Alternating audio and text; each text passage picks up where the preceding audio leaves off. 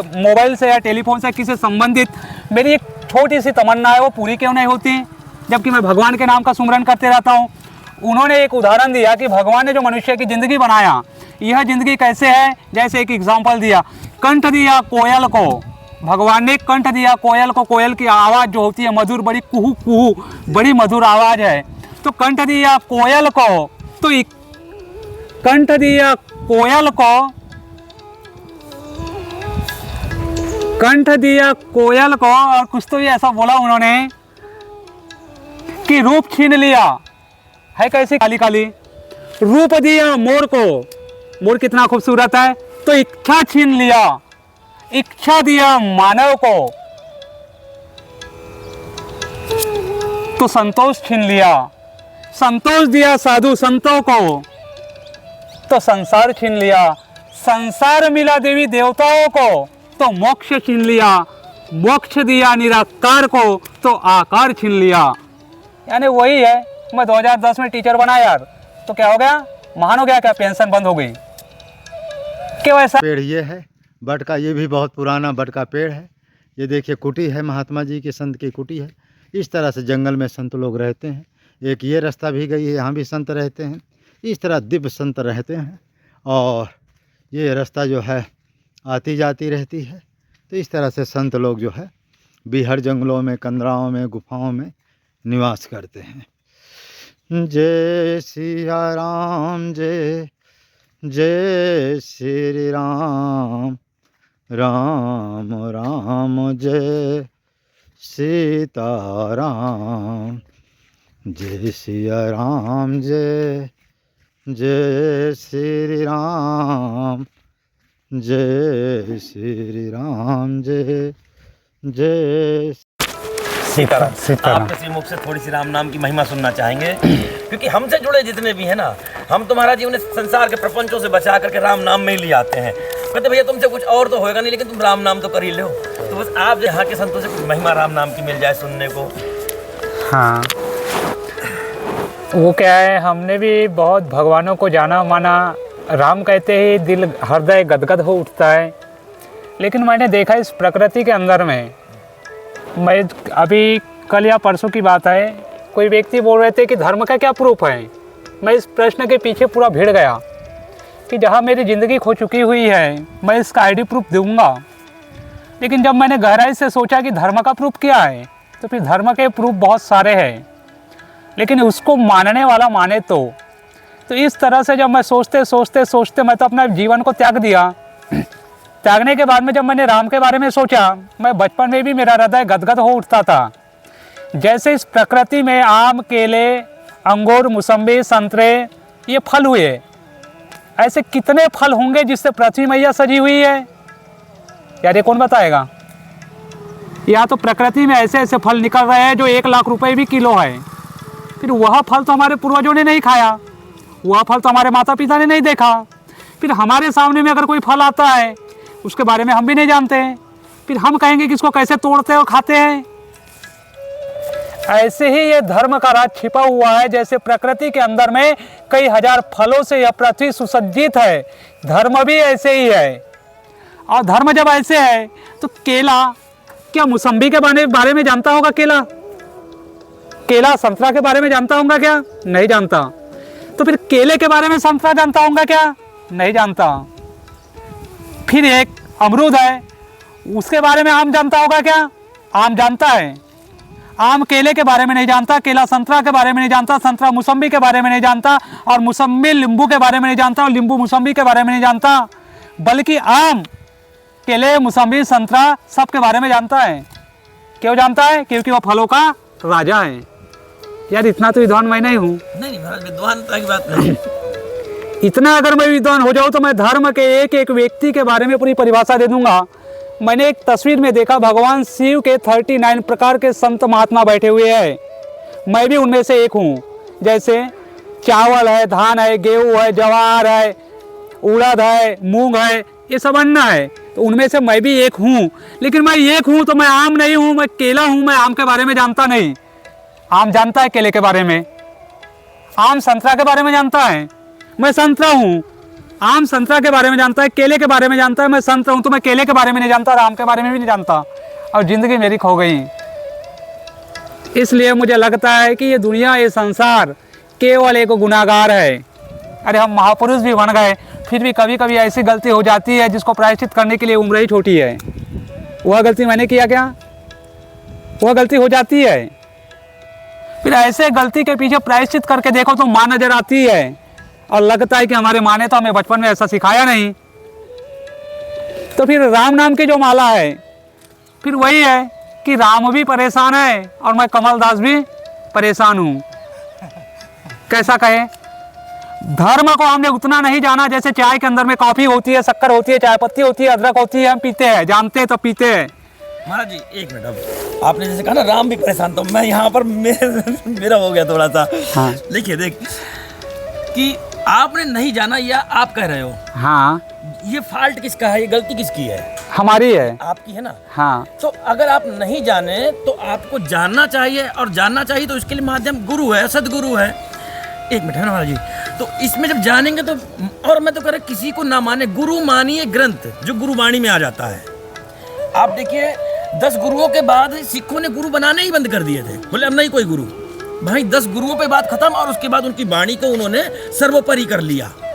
गुरु मानिए ग्रंथ। हमारी रामचरितमानस में क्या नहीं है महाराज जी? धर्म न दूसरा सत्य समाना। और सत्य फिर क्या है भाई? सत्य वाली बात तो वही आ जाएगी ना कि सत्य तो राम का नाम है। तो महाराज जी आप, मैं ये नहीं कहना चाह रहा, हाँ। आप जो कहना चाह रहे, मैं बाप की बात कहाँ से समझ गया था, लेकिन आप बोल दिए ना जो मेरे तो अंदर तक चला गया वो राम वाला, कि राम भी परेशान है।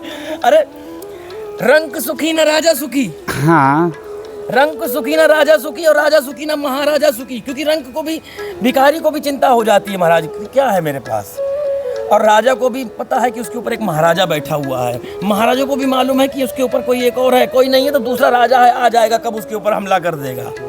रंक सुखी न राजा सुखी, राजा सुखी न महाराजा सुखी, और न सुखी इंद्र जो सुर साई कहाई। इंद्र भी नहीं सुखी। जरा सी कोई तपस्या में, साधना में लगे, इसके नट बोल्ट बड़े ढीले हैं सिंहासन के, तुरंत हिल जाता है, भेज देगा कि जाओ इसकी तपस्या को भंग करो। ये अच्छे आदमी के काम है, इसको देवता कहते हैं, देवताओं को राजा कहते हैं इसको। हाँ, तो देखिए जैसे गुरु जो होते हैं, जो गुरु होते हैं ना, जैसे ये मिर्ची है, ये टमाटर है, ये हमने अपने पूर्वजों से सीखा। जैसे मान लिया जाए मनुष्य जब अबोध रहा होगा, जब पृथ्वी की उत्पत्ति हुई होगी, तो मनुष्य ने ये कैसे जाना कि ये आलू है, इसको खाते हैं? ये मानव को ज्ञान नहीं था, ये तो पहाड़ के नीचे में था। लेकिन किसी ज्ञानी ने जाना इसको कि ये कंदमूल या फल है, क्या है।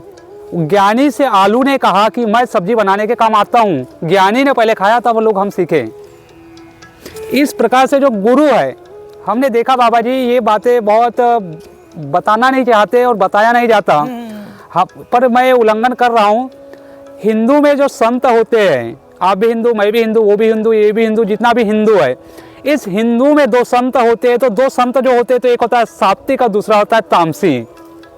प्रकृति में वानर भी 2 प्रकार के हैं, एक काला चेहरा का और एक लाल चेहरा का।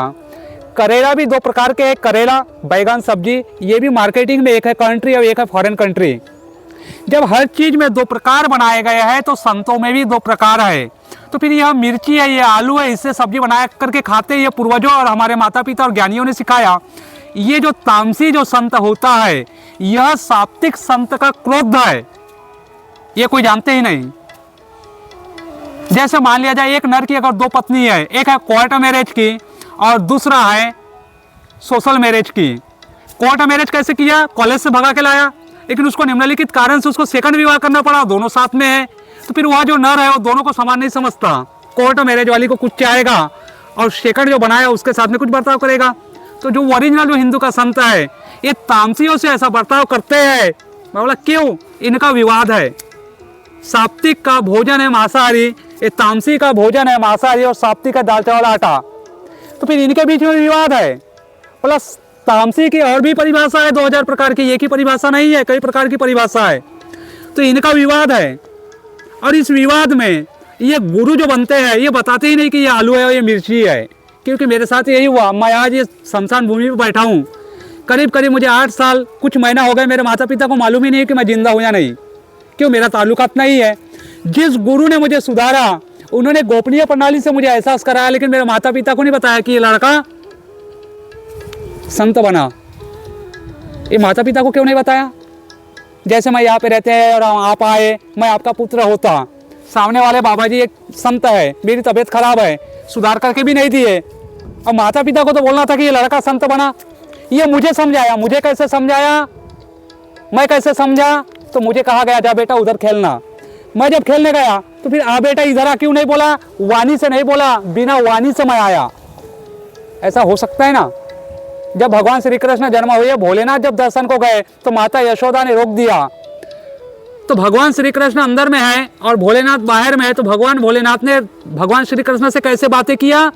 बिना बोले, बिना वाणी से, गुप्त। ऐसे ही मेरे साथ हुआ। मैं संत बना, जाना किसने? जाना उस महात्मा ने। मेरे माँ बाप को क्यों नहीं बताया? क्योंकि ये तापसी और सात्विक, इन दोनों का विवाद है, जैसे नाग और नेवला।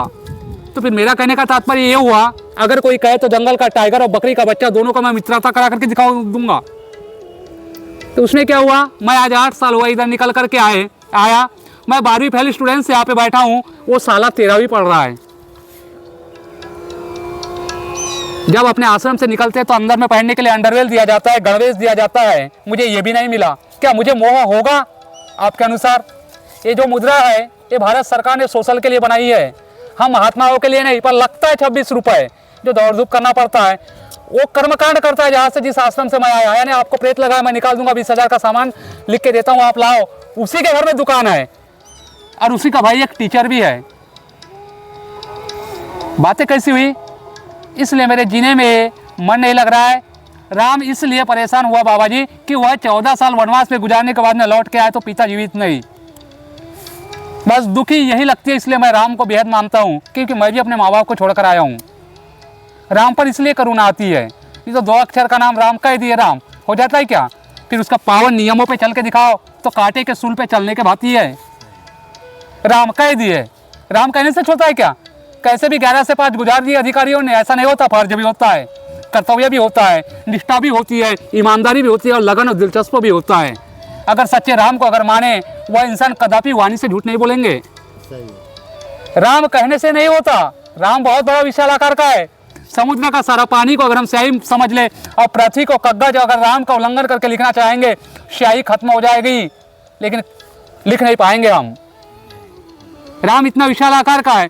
तो ये जो मैं बहुत कोशिश किया कि जितने भी हिंदू फोर्स, हिंदू नागरिक अगर सुन रहे हैं मेरा लेक्चर या मेरा एडवर्टाइज, तो मैं यही कहना चाहता हूँ कि अगर सामने वाले ने अगर पूछा कि धर्म का क्या प्रूफ है, अरे जहाँ जिंदगी हमने खो दी, महात्माओं ने माँ बाप, भाई बहन, भांजी को छोड़कर यह शमशान भूमि में जीवन गुजारना पड़ रहा है। ऐसा समय आ गया, फिर धर्म का प्रूफ क्या है? तो धर्म का पहला प्रूफ है क्या? मेरा नाम कमल है। 3 अक्षर को जोड़ करके पढ़ना किसने किसको सिखाया होगा, तब जाके हमारे लिए विद्यालय बनी। नहीं तो समाज में कवारे रह के दिखाओ हम जैसे, तो गुलामी है तुम्हारी। जबकि जवान अवस्था में एक नाइट गुजारना जवानों के लिए पहाड़ झेलने जैसे है, फिर हम कैसे ज़िंदगी गुजारते होंगे? फिर भी हमारे चेहरा पे रौनक, फिर भी हम पोल्ट्री फार्म पे हम ढुक करके नहीं देखते, ना झाँक करके नहीं देखते। जबकि 22 साल की उम्र गुजरने के बाद में नौजवानों का पूरा हमदर्द पोल्ट्री फार्म पे आता है, मुर्गी पे। तो फिर ये राम जो है, दुनिया को छोड़ो, दुनिया में जा रहा है, वो तो पीना ही पड़ेगा।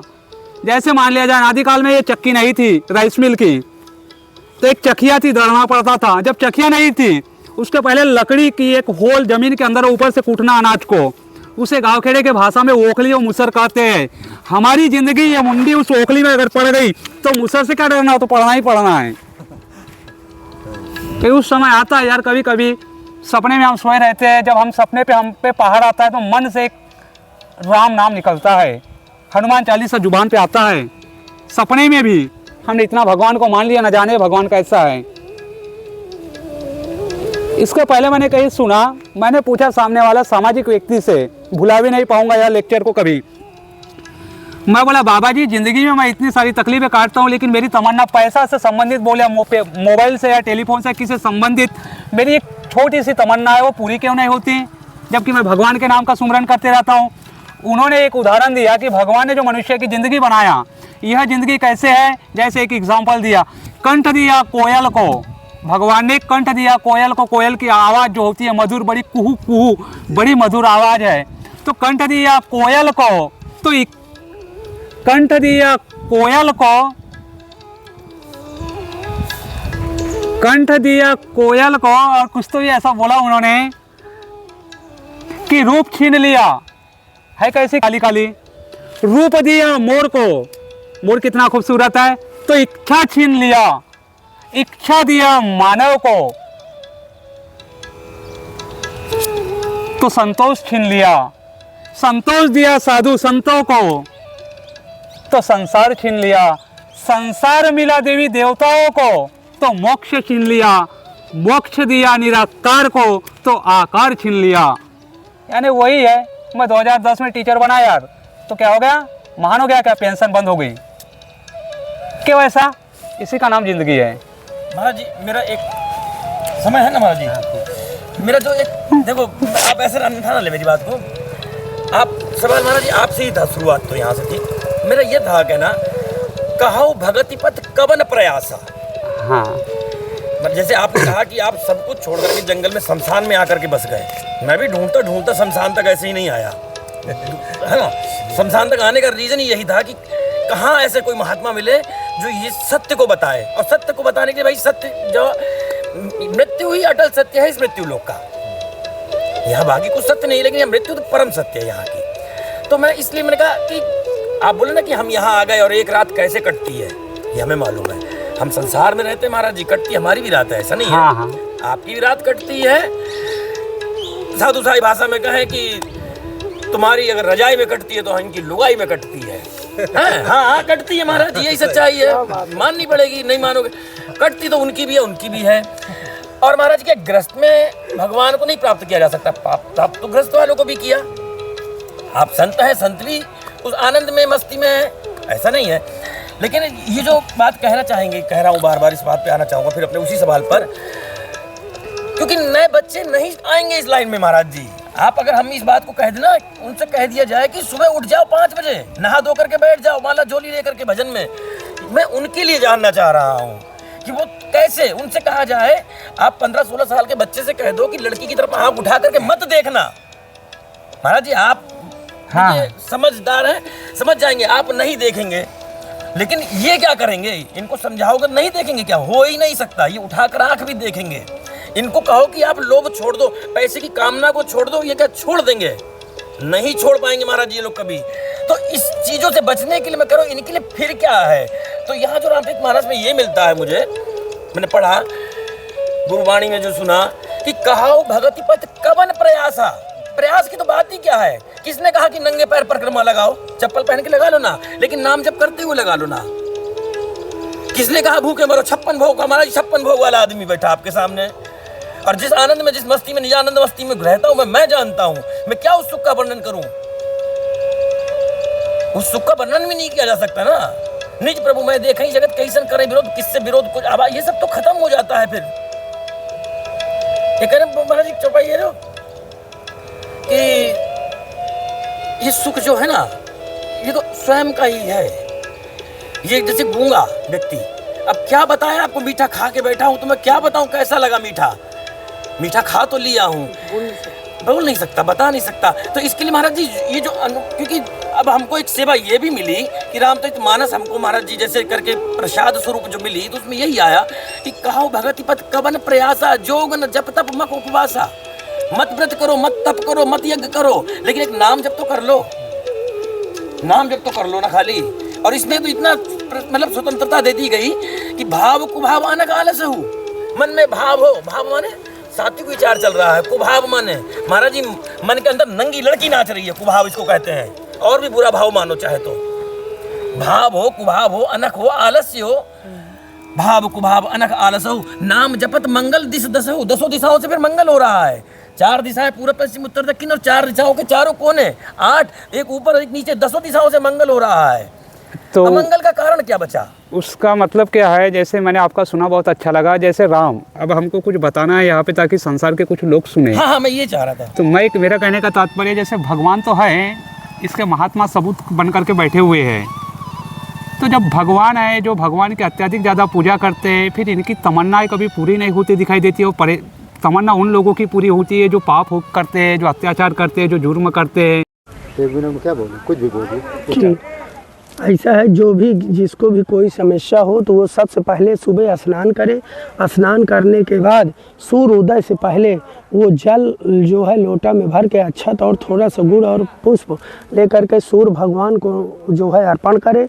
और उसके साथ साथ शनिवार को जो है बजरंग बली का पाठ करे, सुंदरकांड का, हनुमान चालीसा और बजरंग बाण का, और पीपल के पेड़ में करू तेल का जो है दिया जलाए, और उससे उसकी सारे ग्रहों की समस्या दूर होती है, पितरों की समस्या दूर होती है, और उसके साथ साथ नौकरी पेशा में बढ़ोतरी होती है।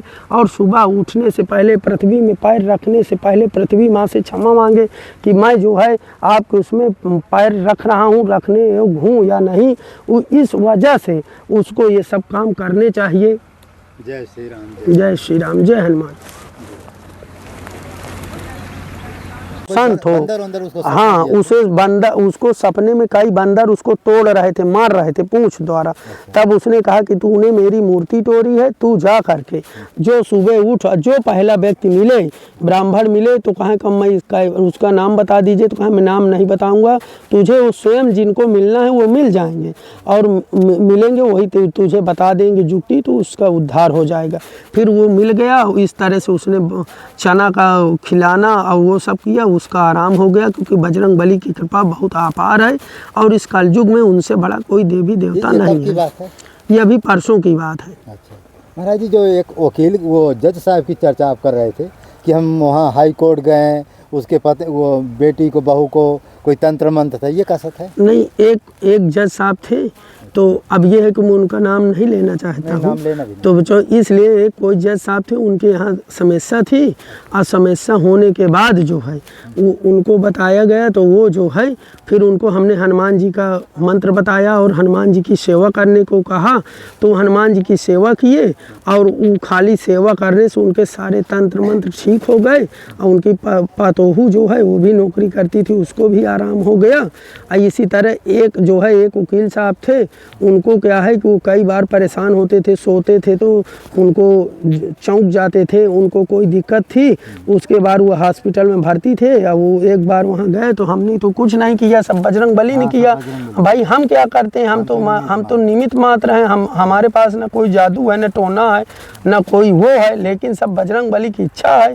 तो फिर हमने कहा कि ठीक हो जाओगे तुम, फिर उनको हाथ पकड़ा, तो फिर बजरंग बली की कृपा से उसको उसी दिन हॉस्पिटल से निकाल दिए, वो आराम हो गया और ठीक हो गया। लेकिन उसमें हमारा कोई रोल नहीं है, ना हम कुछ करते हो, तो सब भाई भगवान की इच्छा है और गुरु महाराज की इच्छा है, सब वो बजरंग बली करते हैं। जल हो ये डालिए और उसके साथ साथ जो है 5 किलो चना जो है बंदरों को खिलाइए, जिससे आपको हनुमान जी प्रसन्न होंगे और सारी मनोकामना आपकी पूर्ण हो जाएगी। जो दवा आप लेंगे वो दवा काम करेगी। तब उसको हमने इस तरह बताया, वो जो है ठीक हो गया और ठीक होने के बाद उसने हमको कहा महाराज जी हमको बहुत आराम हुआ। हमने कहा देखिए हमने कुछ नहीं किया, ये सब भगवान हनुमान जी का चमत्कार है, हनुमान जी की इच्छा है। जो हनुमान जी को सच्चे मन से मानता है, अगर दिल में उसके कपट और मैल है कि अरे ये ठीक करेंगे कि नहीं, ये है कोई है, कई तांत्रिक वो हैं तमाम लोग जहाँ जाते हैं कि सब पैसा लेकर के ठगते हैं, ऐसा कुछ नहीं है। अगर आप स्वयं भगवान हनुमान जी को हृदय से मानें और उनका स्मरण करें, उनको हनुमान जी को चना खिलाएं और उनका व्रत रहें, पाठ करें सुंदरकांड का, तो ये गारंटी के साथ 100% सारे रोग 900 रोग को वो हर लेते हैं, सब दूर करते हैं। क्योंकि इस कलयुग में बजरंग बली से बड़ा कोई देव नहीं है। वो